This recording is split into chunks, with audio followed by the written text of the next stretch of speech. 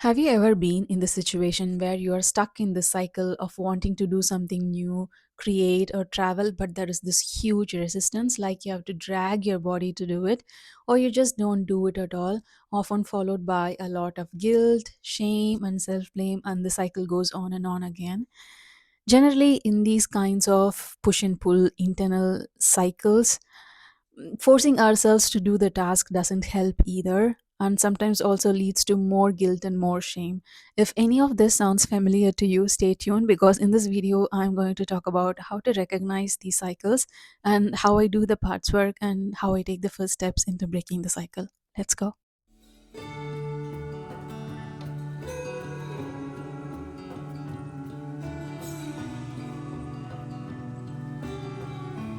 Hi, I'm Madhu. Welcome back to my channel. First of all, a very happy new year to everyone, and I hope you're all doing very well.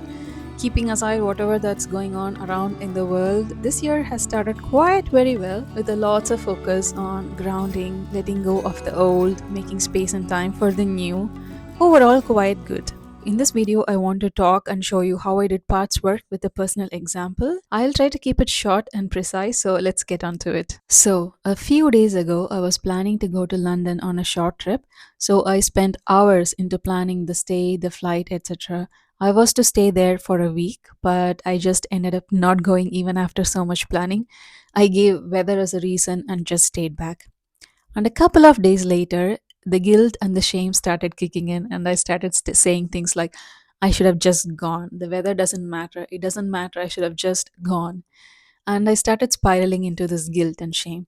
And again, a couple of days later, I started planning another vacation, which I did not go to either. That night felt very dark as shame started taking its own form. The next day, I woke up and decided to look into it because that night had a toll on me. I quickly was able to recognize the pattern that for the past 1 year, I would have this intense desire to travel somewhere, sometimes even plan, but I would end up not going. I have been doing this over and over again. So, the first step is journaling. So, I started journaling by asking the question, what the hell is going on? Because looking at myself doing this for 1 year was shocking enough for me to ask this question.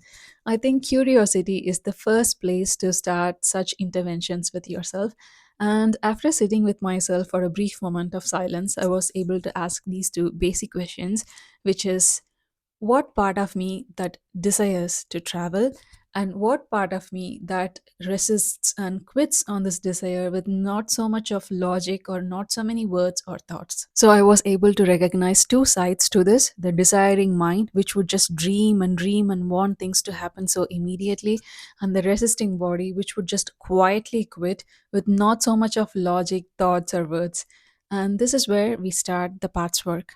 To give you a quick idea of what paths work is, I want to start with the concept called fragmentation. Fragmentation is when different aspects of your experiences are not in dialogue with each other, rather, they're operating parallelly instead of together. Here we have the mind that's generating the desire, the urgency, the comparison, and whatnot. And here we have the resisting body that's quietly carrying the capacity, the pressure, the fatigue, and etc. So, parts work is noticing how these different experiences have their own agenda, their own voices and sensations, and relating to them with curiosity and not so much judgment. So, I started journaling these two aspects with not so much filters, and this is how they sounded. The desiring mind. I should have gone to London despite the weather. I should have walked and explored something new, the openness, the novelty. I hate the shitty same old life, the same couch, the same routine, watching TV, rotting in front of TV. Others are making meaningful memories. They have new experiences while I'm just stuck here in this hellhole. The resisting and the protective body. Walked, explored. Are you even happy doing these things? The idea is nice, the novelty is nice, but I feel pressure. The pressure to perform, the pressure to do something else, to pull through, to show up, to make it dreamy, to make it all work. Going to neighboring countries now means driving, and it's not a lot of fun driving for a long time. Train journeys are relaxing but expensive and takes planning and getting there. I think the idea of yours is good, but everything after, From planning to executing to doing is all mine, and I don't have that much right now to afford it. So you can see from how different these two aspects sounded, and from the body language, understand that these are two different aspects that are not in tandem. The mind is generally overpowering with its big shameful words like you're too lazy, you're just too old, etc. But the body is just a body. It takes attention to see where it is at, and it takes even more effort to put words to its experience. Another interesting thing that I noticed is how the mind in the scenario sounds just like my mom, and it goes to show how much we internalize our parents. Anyways, from this, we can see how these two aspects are completely different. And here, the desiring mind is loud, shameful, but also future oriented. But we have this protective body, which is kind of tired, overwhelmed, but also pragmatic and present oriented. So, from trying to mediate these two aspects, I was able to understand that I would really enjoy something new, some new experience. But I also was able to see that in the past year, I was emotionally overdrained. And for the most part of the year, I was also completely overwhelmed, which explains the body's fatigue. This way, I was able to meet these two aspects with more compassion, and it really helped me break the guilt and shame cycle in this scenario. So, now the goal is for these two aspects to coexist together and get them into this mutual give and take.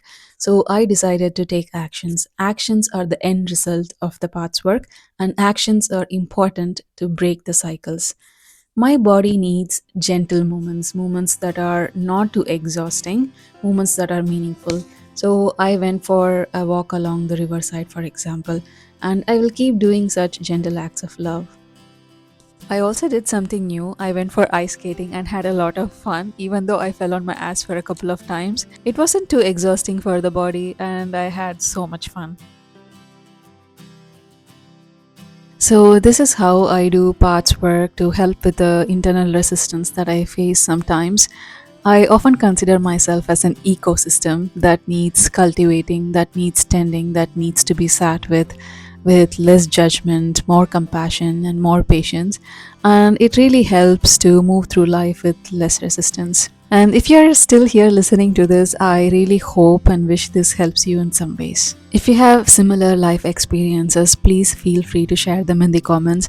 And if you have any tips or tricks or advices as to how you overcame your internal resistance, please feel free to share them in the comments.